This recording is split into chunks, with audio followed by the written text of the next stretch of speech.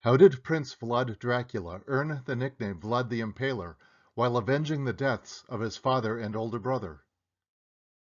In the 15th century, Vlad Dracula celebrated his ascension to the throne of Wallachia in southeastern Europe with a banquet that rivaled the infamous Red Wedding from Season 3 of Game of Thrones.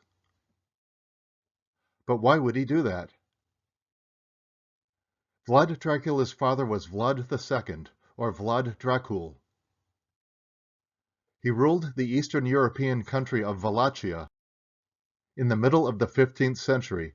During his reign, he dealt with multiple layers of power struggles.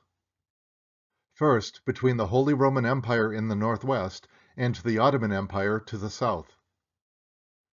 Next, between himself and European rivals who wanted their own ruler in Wallachia.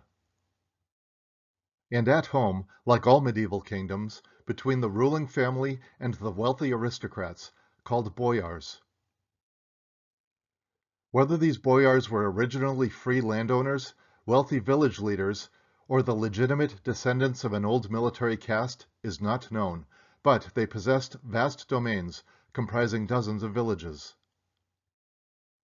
They constantly extended these by purchase, by marriage, or through princely donations. On these estates, the boyars were truly sovereign lords. Since the birth of the principality, power had always been shared between the princes and boyars, with effective political sovereignty tilted heavily in favor of the boyars. The boyars had deliberately weakened the central government by playing the traditional political game of pitting against each other candidates to the two branches of the ruling family, dynasty and Draculesty. Both families descended from the ruling house of Basarab. In 1447, John Hunyadi of Hungary entered Wallachia to depose Dracula's father and install his own candidate for the throne, Vladislav II of the Dynasty family. Dracula's father Dracul and his older brother Mircea ordered the city to close its gates, but a boyar revolt took place, hatched by the dynasties. Mircea was captured by the citizenry of the capital, Targovist, tortured and killed by being buried alive. Vlad Dracul succeeded in fleeing the city during the night, but was caught and assassinated in the marshes of the village of Balteni, close to Bucharest. According to legend, Vlad Dracula swore to avenge his father's murder. With his father and brother gone, he now had a chance to take power for himself.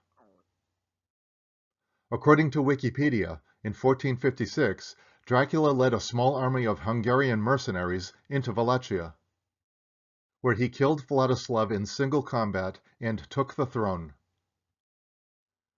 Barely aged 25, Dracula was soon elected to rule Wallachia by a boyar council in accordance with the fundamental laws of the land. In some instances, the treachery of individual boyar families was all too obvious and demanded instant action. One of them, with a private army of his own, organized a revolt just a few months after Dracula had seized power. The rebel was ambushed and then impaled, together with his whole family, whom Dracula considered equally dangerous. These were the early days when Vlad Dracula began to earn the nickname Vlad the Impaler. Shortly after ascending the throne, Dracula assembled several hundred of the great boyars of the land in the hall of the Targovist Palace, plus the 5 bishops and the abbots of the more important monasteries. Sources vary on the date of the celebration, but we know what happened based on old Romanian historical records. On Easter Sunday, he invited all the boyars who until then had had some influence in the election of princes. As Dracula surveyed the wily, tricky, and dishonest expressions of the boyars, he knew that among the guests were his father's and brother's assassins. The princely title and all that it implied had evidently been taken lightly. Then he delivered a most untypical speech for a Wallachian prince, who was more often than not the boyar's tool. This exchange is narrated to us by the Holy Roman Emperor's Meistersinger, Michael Beheim, in the following words. He asked the assembled noblemen, "How many princes have you known?"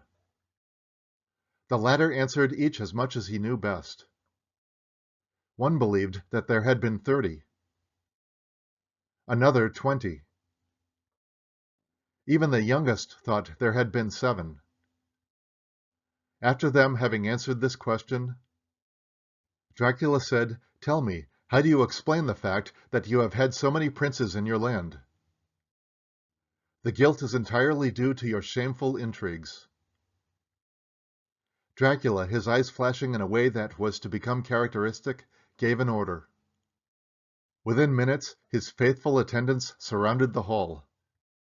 Some 500 boyars, who had experienced more than a certain number of reigns, for Dracula knew his father's assassins would be among them, were immediately impaled in the vicinity of the palace and left exposed until their corpses were chewed up by blackbirds. This event, probably held on Easter Day of 1459, was climaxed by the notorious mass murder of 500 boyars, a scene immortalized by the 15th century Romanian painter Teodor Aman. The lesson of this day did not escape the remaining boyars. Dracula was demanding either their total submission or exile to their respective states. Woe to him who chose to disobey. When the executioners finished their bloody work, Vlad was still not done. He had his guards round up the younger boyars of the city. Women and children were taken as well as men. The guards put the prisoners in chains and marched them up the Args River into the mountains. After climbing for 2 days, the exhausted boyars arrived at a high mountain rock. On top of the rock stood the ruins of an old castle. Vlad put his prisoners to work rebuilding it. Every day they formed a human chain stretching up the steep cliffs. At the bottom, prisoners slaved over hot ovens. They made bricks and passed them up the line to the castle. It was back-breaking work in dangerous terrain. They worked until the luxurious Easter clothes they wore fell off them in tatters. Eventually, Castle Dracula, also called the Ponari Fortress, took shape. No one knows how many prisoners died building it. During the first few years of Vlad's reign, the boyars nearly disappeared from Wallachia. Vlad confiscated all their belongings and properties, which he then shared among the closest nobles and free peasant farmers. And so, Vlad Dracula resolved the power struggle closest to home, though there were many more to come. Thank you for watching. Please like this video, subscribe to this channel for new videos every week or two, and see the description below for a list of books, films, and online resources featured in this video.